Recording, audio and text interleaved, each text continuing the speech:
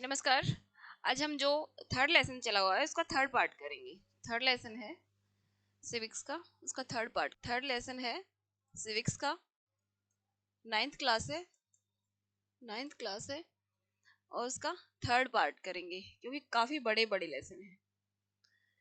फिर है मतदाता जो सूची है उसके बारे में बताया है कि मतदाता सूची है वो कैसे तैयार की जाती है। जैसे जो लोग होते हैं वो सभी जो 18 साल से जो ऊपर हो चुके होते हैं और जो मतदान में भाग लेने के लायक हो जाते हैं तो उनके लिए एक मतदाता सूची तैयार की जाती है।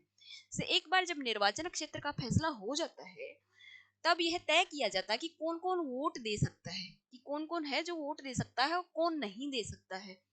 ऐसे फैसले को अंतिम दिन तक के लिए किसी के भरोसे नहीं छोड़ा जा सकता। लोकतांत्रिक चुनाव में मतदान की योग्यता रखने वालों को सूची चुनाव जैसे वो मतलब एक बढ़िया सी एक पहले से एक बहुत अच्छी सूची तैयार की जाती है और किसी को दी जाती है। इस सूची को आधिकारिक रूप से मतदाता सूची कहा जाता है।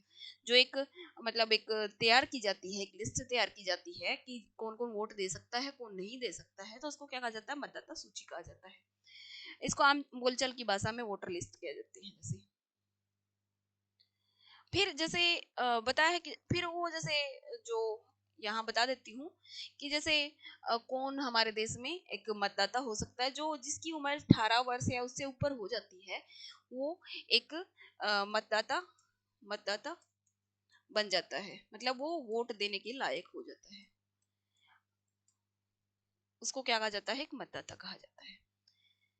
फिर बताया है कि उम्मीदवारों का जो नामांकन है वो किस तरह करवाया जाता है। जैसे उम्मीदवार हैं जो एक लोकसभा या विधानसभा क्षेत्र से जो इलेक्शन के लिए इलेक्शन लड़ने के लिए तैयार होते हैं उनका नामांकन करवाया जाता है कि उनके लिए जैसे एक वोट के लिए एक पफोमा भरवाया जाता है और फिर उनका भी ये होता है कि उनकी उम्र कितनी होनी चाहिए। कम से कम जो मतदाता है उसकी उम्र तो 18 साल होनी चाहिए, परंतु जो उम्मीदवार है जिसको वोट देना है उसकी उम्र 25 साल होनी चाहिए, जो लोकसभा या विधानसभा के क्षेत्र में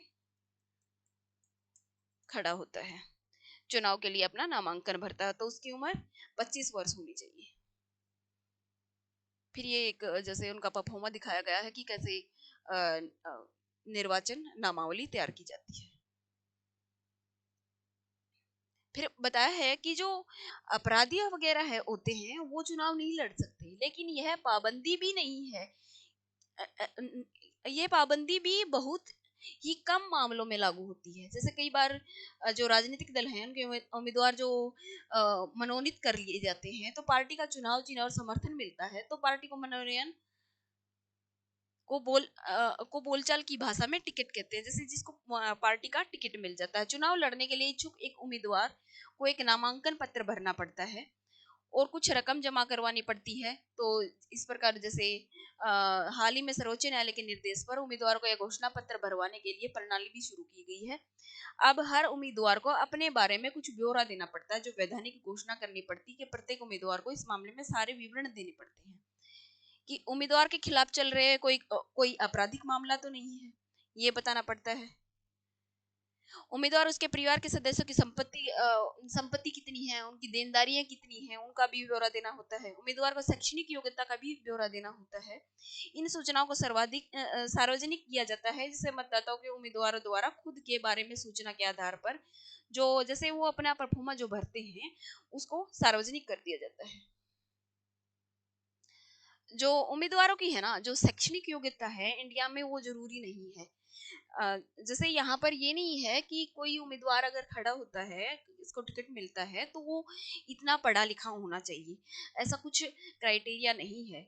ये बात मतलब दो तरह से देखी जा सकती है। ये बात सही भी है क्योंकि हमारे लोकतंत्र में हर एक इंसान को भाग लेने का, पार्टिसिपेट करने का अधिकार है, तो क्यों क्यों ना एक अशिक्षित व्यक्ति को भी अधिकार मिले।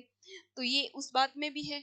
और दूसरा ये है कि शैक्षणिक योग्यता की जरूरत क्यों नहीं है। सभी तरह से काम सिर्फ शैक्षणिक योग्यता के आधार पर नहीं होते। जैसे भारतीय जैसे क्रिकेट बोर्ड है, उसका उदाहरण दिया गया कि उसमें कोई डिग्री नहीं देखी जाती कि किस प्रकार अगर डिग्री होगी तो ही उसका क्रिकेट में खेलने के लिए चुनाव किया जाएगा। फिर अगर शिक्षा या डिग्री की प्रासंगिकता भी हो तो जिम्मा लोगे कि यह जिम्मा लोगे पर छोड़ देना चाहिए, लोगों पर छोड़ देना चाहिए कि वे शैक्षणिक योग्यता को कितना महत्व देते हैं। शैक्षणिक योग्यता है तो कितना महत्व देते हैं, नहीं है तो कितना महत्व देते हैं, ये लोगों पर बात छोड़ देनी चाहिए। हमारे देश में शैक्षणिक योग्यता की शर्त लगाना एक अन्य कारण से भी लोकतंत्र के मूल भावना के खिलाफ होगा। कि इसका मतलब होगा कि जैसे वही बता रही थी कि जो हर एक व्यक्ति है वो चुनाव नहीं लड़ पाएगा। फिर तो जैसे जो बीकॉम एमकॉम है वही चुनाव लड़ पाएंगे, फिर जो एक अनपढ़ व्यक्ति है वो चुनाव नहीं लड़ पाएगा। तो फिर बताया कि सिद्धांत है सार्वभौमिक वयस्क मताधिकार है, जो 18 साल की उम्र हो जाती है उसको वोट देने का अधिकार होता है। उसको क्या कहा जाता है, सार्वभौमिक वयस्क मताधिकार कहा जाता है। कमजोर वर्ग के को भी प्रतिनिधित्व किया जाता है। खुली राजनीति की प्रतिद्वंदता है, एक मत और एक वोट है, ये हमारे देश में जो लोकतंत्र में है, जो सिद्धांत फॉलो किए जाते हैं। अच्छा, ये चुनाव अभियान के बारे में बताया है कि जैसे जब इलेक्शन होते हैं तो कैसे कैसे चुनाव अभियान चलाए जाते हैं। जो ये एक उदाहरण दिया है, जैसे 1971 में फिफ्थ 5 ईयर प्लान था, जो फिफ्थ फिफ्थ 5 ईयर जो प्लान था उसमें जो इंदिरा गांधी है उन्होंने गरीबी हटाओ का नारा दिया था। वायदा किया था कि सरकार की जो सारी नीतियों में बदलाव करके देश में गरीबी को हटाया जाएगा। फिर 1977 में जब लोकसभा चुनाव में जयप्रकाश नारायण के नेतृत्व में जनता पार्टी ने नारा दिया कि लोकतंत्र को बचाओ। कि उस टाइम पे 1977 में लोकतंत्र को बचाओ जयप्रकाश नारायण जेपी नारायण ने ये नारा दिया था। फिर वामपंथी दलों ने 1977 में पश्चिम बंगाल में विधानसभा चुनाव में जमीन जोतने वालों को नारा दिया गया था।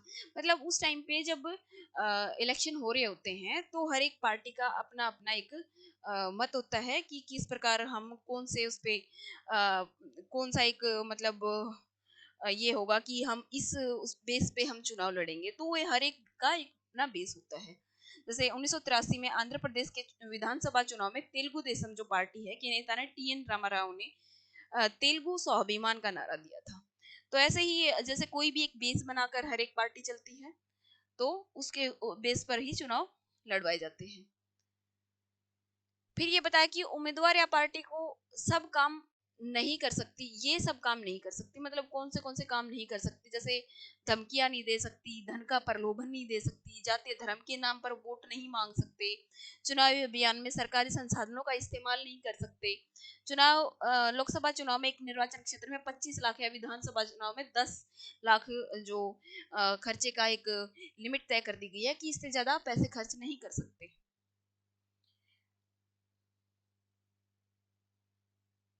इस लेसन में और ऐसे मतलब समझने लायक बस यही था। और तो जो आम बातें हैं, जैसे धांधली क्या होती है, जो मतदान नक्षत्र पर जो धांधली होती है वो क्या होती है। जैसे एक जगह एक व्यक्ति के स्थान पर दूसरा व्यक्ति वोट डाल देता तो उसको जैसे चुनावी धांधली का नाम दे दिया जाता है।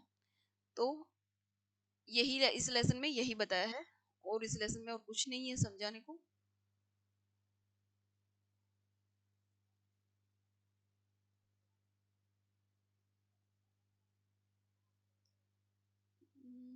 नहीं, और कुछ नहीं बताया गया है इसमें।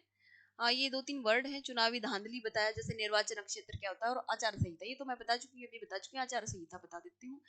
चुनाव के समय पार्टी और उम्मीदवार द्वारा माने जाने वाले जो कायदे कानून होते हैं और जो दिशा निर्देश होते हैं कि जैसे ऐसा कुछ बताया जाता 45 डे जो होते हैं वो इसमें आचार संहिता जो इलेक्शन से संबंधित लागू हो जाती है। इसमें जैसे जो दिशा निर्देश होते हैं वही फॉलो करने होते हैं हर एक उम्मीदवार को।